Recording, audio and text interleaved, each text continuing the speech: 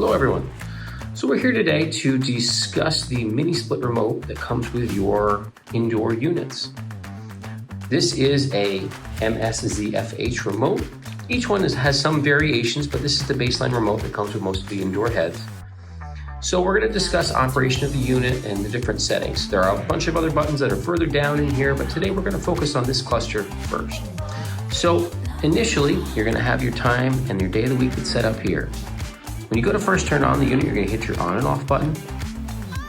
And in this particular moment, we're going to discuss the mode button first. So when you first hit the mode button, it's going to say auto up here at the top. What does auto mode mean? What that means is that this unit is going to cycle between heating and cooling based on your set point. So right now it's set to 72 degrees in the room. If it gets up to 73 or 74, you'll go into cooling mode. And if in reverse it were to drop down to 67 or 68, you will go into heating mode. If you hit the mode button again, you'll see it displays cool. You'll go into cooling mode. Hit the mode button again, it goes to dry. Dry mode is your dehumidification mode. You won't see a temperature setting here. What this means is the unit's going to run and it's going to help to dry out the space. It'll continue to cycle on and off multiple times. In cooling mode, for the most part, you will notice it will get a little bit chilly when this runs for a long period of time. Hit your mode button again and it goes into heating mode. There's one more mode on the unit that we did discuss, which is your fan mode. If you hit that button one more time, it goes into fan mode, and that will just circulate air in the room. There's no temperature setting. It's just for air movement in the space. It won't heat or cool, but just to get some general breeze and flow in the air. All right, the next thing we're going to discuss is the fan button.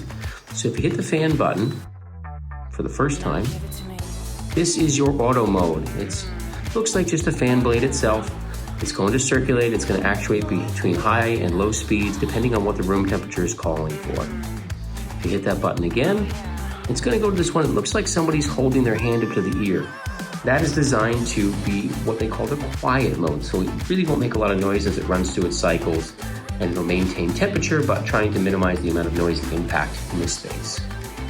If you hit that button again, you're going to see different levels of fans. So we have fan speed 1, fan speed 2, fan speed 3, and fan speed 4.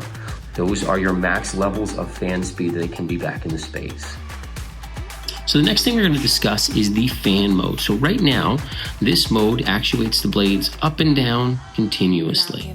If we hit the button here, you'll see it changes to that symbol, which we saw earlier up in here, which is your auto mode. So it automatically actuate those levers based on the direction of the space that needs the heat or cooling. If you hit this button again, you'll see both of them will be in that mode. So ideally, you're going to keep those levers in the same modes. From there, you can then also adjust, if you don't like that, them individually by hitting the button, and it has fully adjustable levers where you can go all the way down on one and leaving the other one all the way up if you prefer. All right, so the next thing that we're going to discuss is the wide vane button.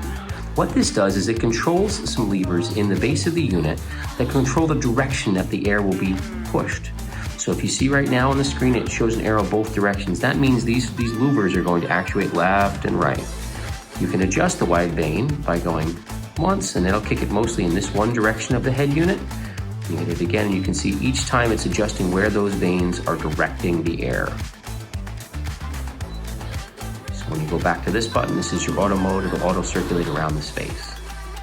All right, so we talked about the mode, the fan, the wide vane, the left vane, and the right vane. Now we're going to talk about the Econo-Cool mode. So when you hit the Econo-Cool mode, you're going to see up here in the top of the display that symbol, and that's the same as down here with the 3 lines is going to appear at the top. You're also going to notice that the louvers have now gone into auto mode.